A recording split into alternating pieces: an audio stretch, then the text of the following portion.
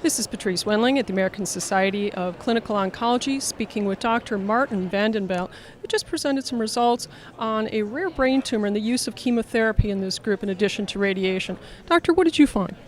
Well, what we found is that the addition of chemotherapy to radiation therapy improves the outcome of so-called anaplastic oligodendroglial tumors, which is a subset of primary brain tumors in adult patients.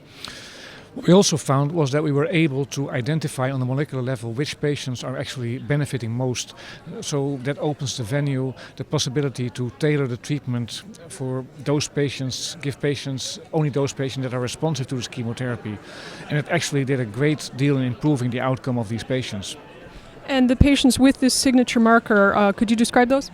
Yes, these are the patient with the so-called loss of one p19q, a chromosomal loss of large parts of the chromosome. It had been known for almost 2 decades that those one p19q loss patients are more sensitive to chemotherapy. We now show that if we give the chemotherapy early, that reduces the risk of dying for those patients with 46%, which is a major increase. How have these patients been treated now? All of them, and then in addition, the ones with the co-deletions? So we had a big confusion about how they should be best be treated. There are some who will treat them with radiation therapy, there are some that treat them with radiation therapy plus chemotherapy, some only give chemotherapy. What we now show is that the optimal care of these patients is radiation therapy plus PCV regimen. So you do believe this should be standard of care?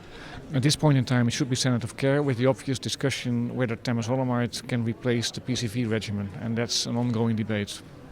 And the survival benefit that you're now reporting, this comes after a very long follow-up from your group, the URTC. Why did it not be seen earlier in a prior analysis? The same thing was also happened in the RTOG trial. Yeah, so the fact that it's also in the RTOG trial shows that this is a real biological phenomenon. You may speculate on why this is. It could be because after 6 or 7 years the effects of radiation therapy begin to wear off and then the beneficial effects of the chemotherapy kicks in. We don't know. It's a unique phenomenon. I can't recall having seen this before, but we have 2 trials showing exactly the same separation of the survival curves after only 6 years.